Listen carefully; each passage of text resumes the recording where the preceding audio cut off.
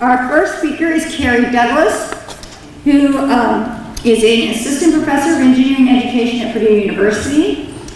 And she had got a PhD in educational psychology, focusing on assessment and evaluation.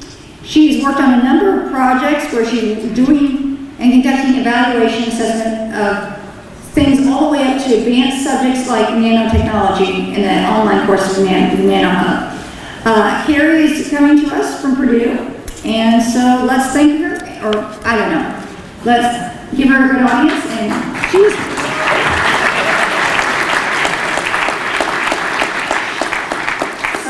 talking about appropriate use of assessments, application of validity theory. So thank you. Thank you, Rebecca, and thank you for inviting me to speak. I am very excited to be here today to be part of the bridging session between AAPT and PERC.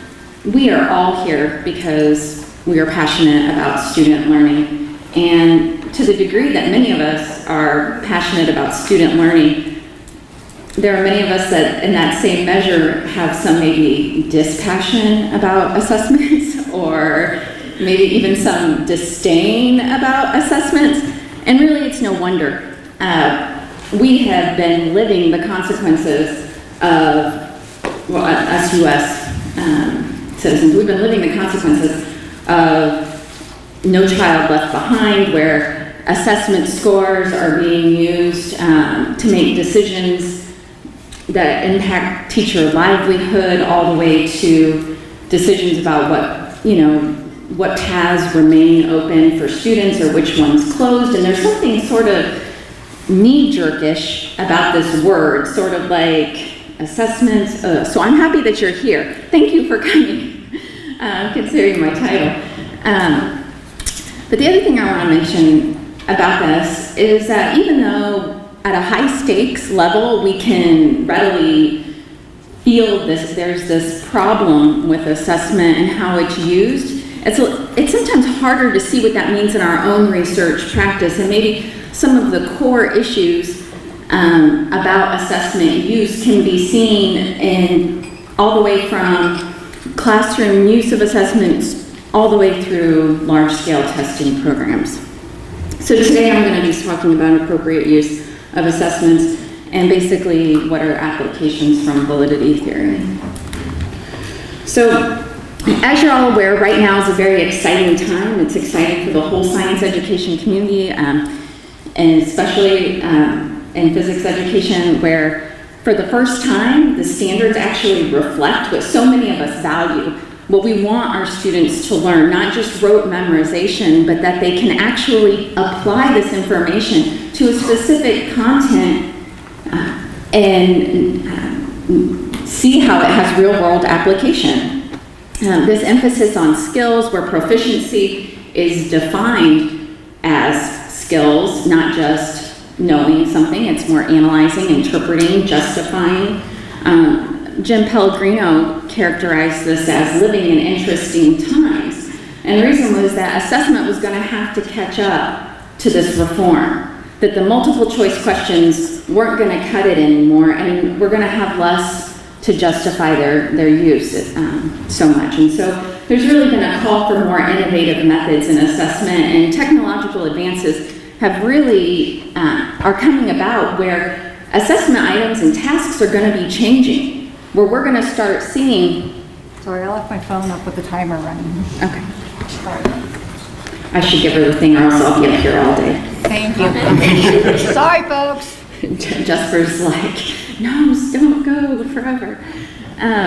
Okay, so there is a need for innovative approaches to assessment, and at the same time we know it has been widely discussed that assessment is so influential to what is actually learned, that if teachers know this is something that is going to be tested, they will make time in their classroom to cover the content. And from the time children are in elementary school all the way to our grad students, they systematically will prepare to take a test, right? Like I'm a mother, I have elementary school children, and I sit down with them with that review sheet, and here's how we're gonna study to get you prepared for your test. So we have been socialized.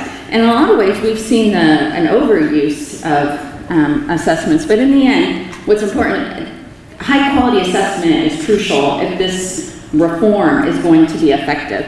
Well, at the same time that this conversation about reform is happening, there's also been a conversation that's been emerging in the discipline-based educational research movement, where some of the evidence to justify assessment use is starting to come under question. And this really started in 2012 with Kerrie and Lewis looking at the chemistry version of the Colorado Learning Attitudes About Science survey, and mentioning that they could not replicate the factor structure. And so what this means is that how these scores are interpreted, they were not able to duplicate.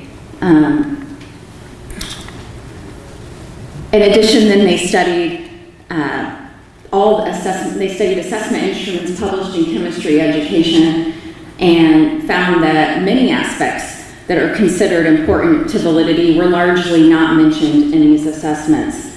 And about that same time, myself and some others from Purdue University started trying to replicate the factor structure of the Colorado Learning Attitudes About Science survey with our own data set, and found a similar result to Heredia and Lewis.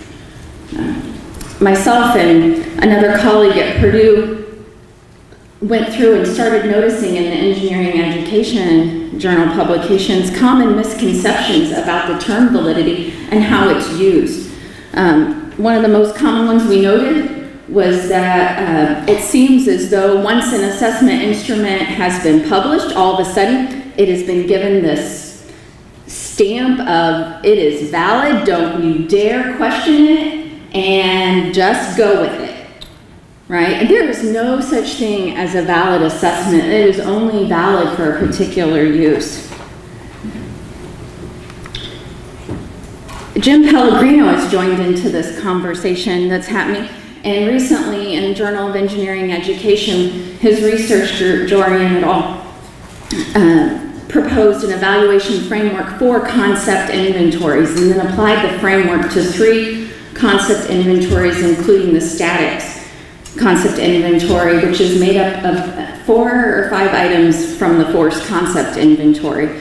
And what they found was that they studied the evidence to support 3 claims that are sort of implicit in all published concept inventories, which is that you can use this to assess what students' conceptual understanding of the content is overall. You can use it to assess specific aspects of that content, and that it can be used to see what students' misconceptions are. And their finding was of the 3 instruments that they evaluated, there was limited or no evidence that any of them could be used to understand student misconceptions, and then they all varied in terms of whether the other 2 claims were justified. Myself and some other researchers at Purdue have done a content analysis that'll be published later this year in International Journal of Engineering Education, where we examined what evidence was provided in publications and major top-tier Journal of Engineering Education, Journal of Engineering Education publications, not just that journal, other journals. So, and what we found was that generalizability and fairness were completely void. We couldn't find anybody that made a claim that their results that they found and how to interpret this instrument, someone should assume it was okay to use it in another situation. And we also found that no one was discussing issues of fairness. So let's just be real clear about what I'm talking about here. What's the big deal with this? Why does this matter? Well, validity is an evaluative judgment whereby interpretation, use, and consequences of educational data are justified based on rationale and evidence. So for those of you who teach argumentation, or you teach teachers about argumentation, this is exactly that same logic. And this started being applied in assessment in the 90s with Michael Caine to this argument approach to validity.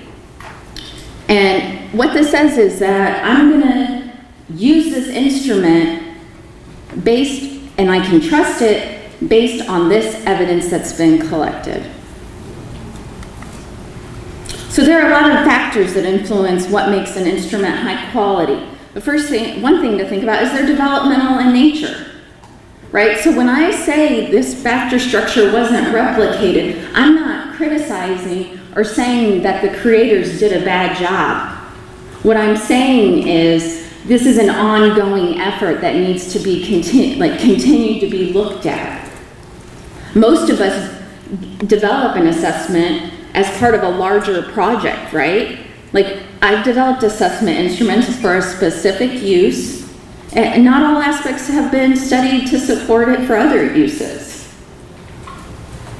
According to the educational and psychological standards according to the standards for educational and psychological testing, high quality assessment is dependent on three things: evidence of reliability, evidence of validity, and evidence of fairness. The fairness had been there since 1999, but as I mentioned, this isn't unique to discipline-based educational research. This is all across the board. Fairness is really overlooked.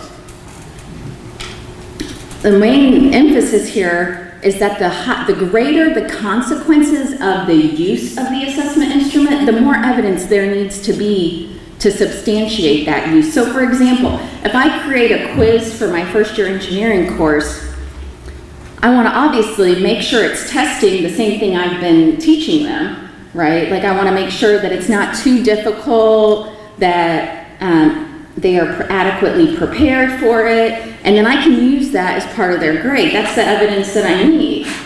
Now, if I'm going to use that same quiz to say, based on how you perform, you may or may not get to go into your chosen major, well, the consequences of that just changed, and the evidence to substantiate that decision really would need to be quite a bit higher. It's a different validation. The National Research Council led a report put out by Jim Pellegrino on Knowing What Students Know, and in it, they say that high quality assessment has three things: an alignment of how we understand students to learn, the types of tasks that they show us, what's observed, and how we make sense or interpret those tasks. And so that there needs to be an alignment between these. So the type of claims that can be made from any given assessment need to be explicit.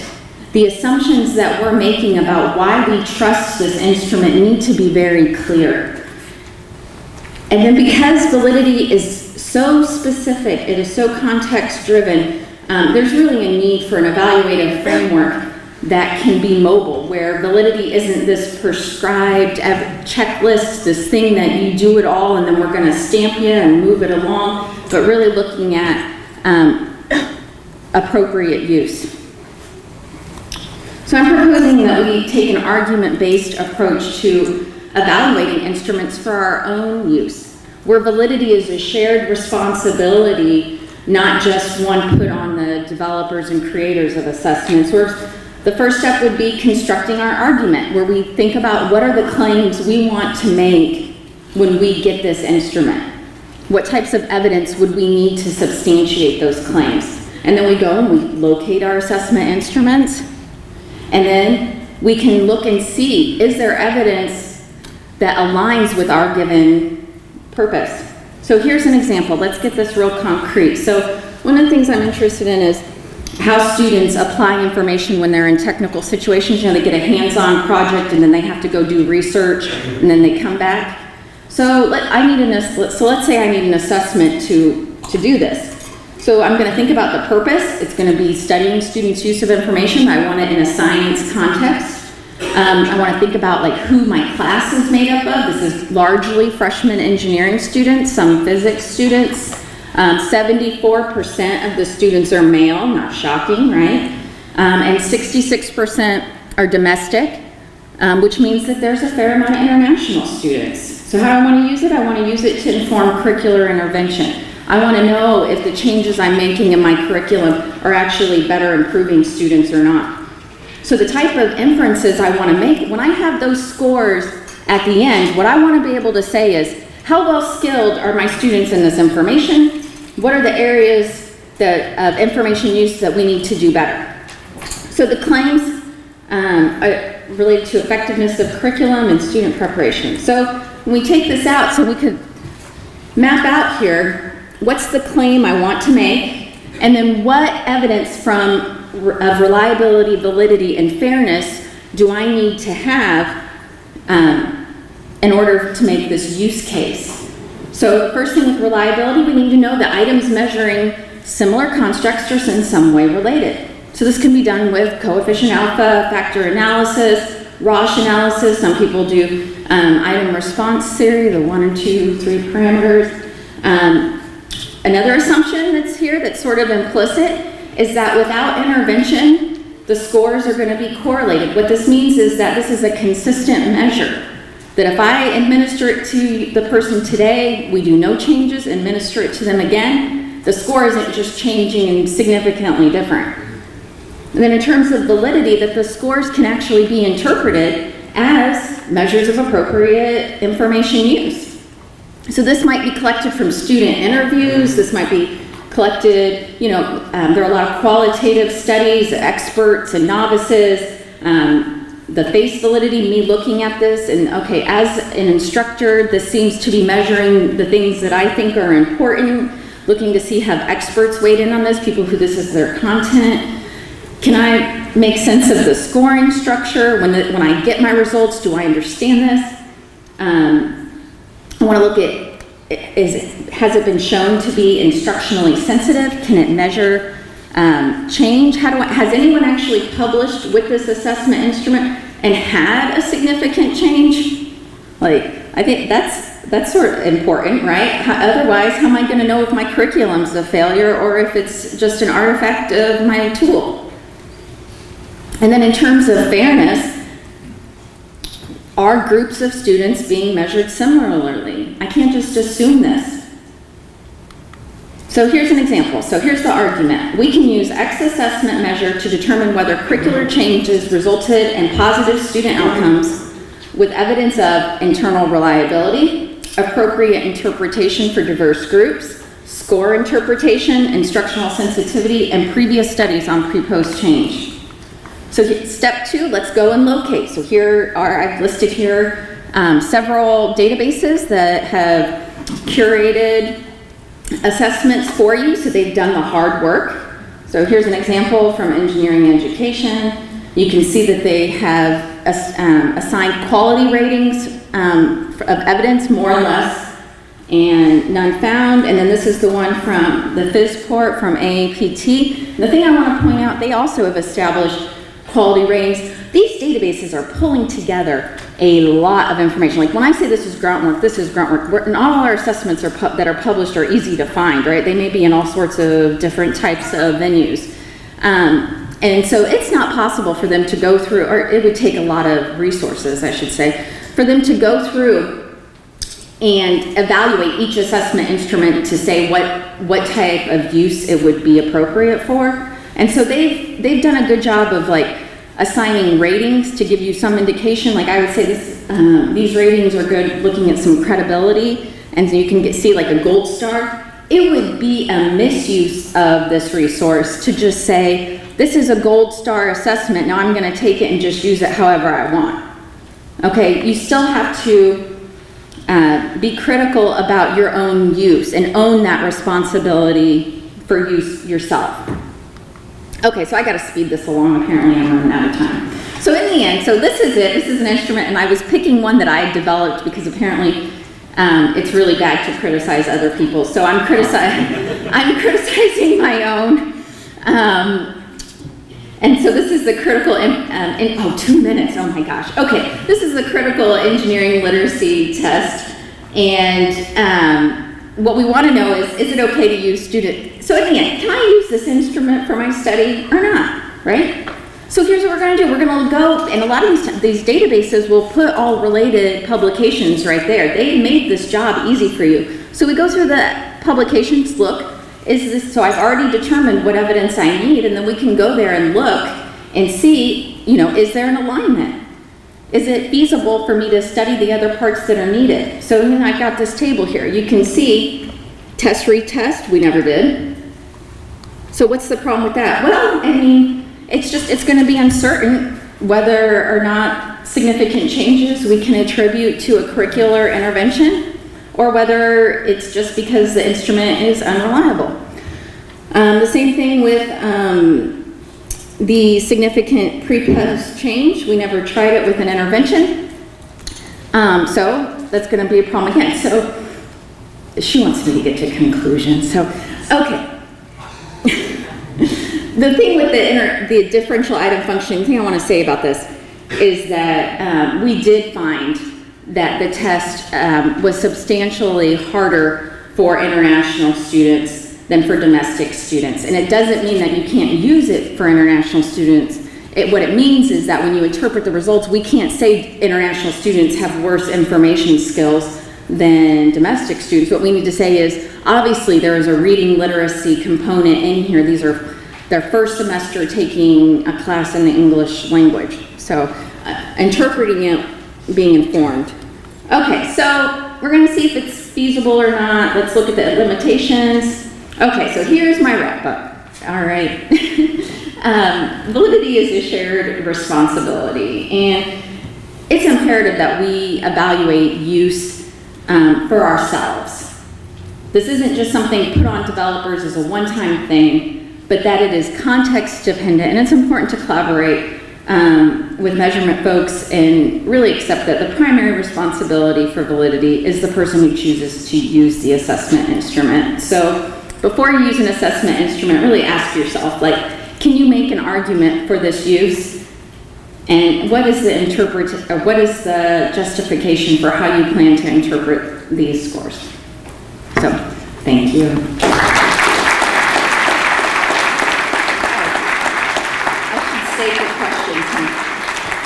We have 3 minutes for questions. If you have questions for Kerrie? Yes, Noah.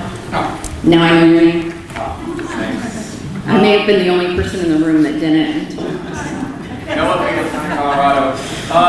Thank you so much, Kerrie. Incredibly important work for us to be attentive to, and I love the synthesis that you've engaged in, and it's very helpful. So I'm going to ask a provocative question to you, or perhaps the entire audience here. This is a sign of respect in our community. I hope. Which is that does the use of these kinds of instruments and measures presuppose a model of education itself, where the students are designed to be fit into an existing structure? That is, often takes a deficit model of the students. What is it that the students don't know? How is it that we fill them up? As opposed to a partnership model with our students, or other models that we have of education, which would allow for students to be co-generative in the design of not only the educational processes, but the assessments themselves. Or, my hope is, these instruments can be used productively in these other environments. Wow, okay. You can save that for the That was out of reference respect, please. Yes. Oh, I think that's a wonderful question. I really like the idea of students being co-creators of the types of evidence that they use to show what they've learned. I think that's a wonderful idea. So the second part of your question.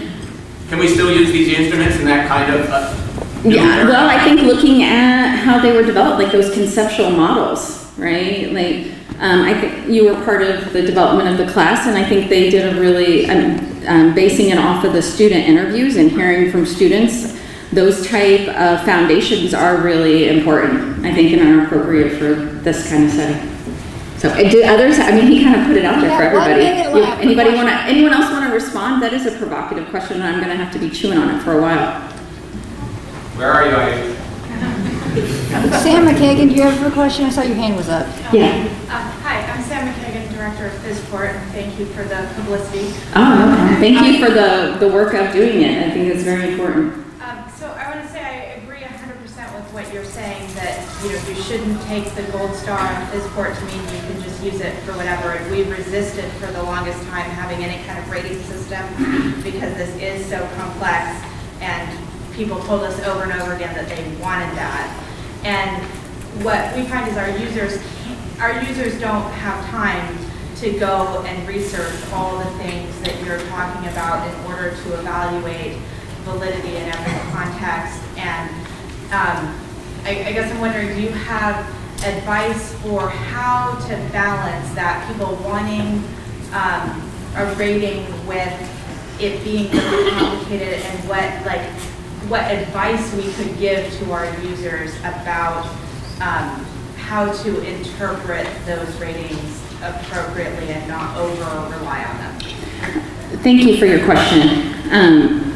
I think you're right. I think people want a rating system, and I think having a database without a rating system would get a lot of complaints. So I think it's important, one, what I said earlier, the greater the consequence and of this use, the more validity evidence is really required. So if I'm going to your database to pick an assessment for my own classroom use, like I'm my own judge just looking at the assessment itself. I don't need to go researching all these other aspects. Now, if I want to use it for research purposes, this is where it becomes really important, because the advancement of our science is dependent on the tools that we use. And in educational research, many times the tools are assessments, and so we got to do our homework on it.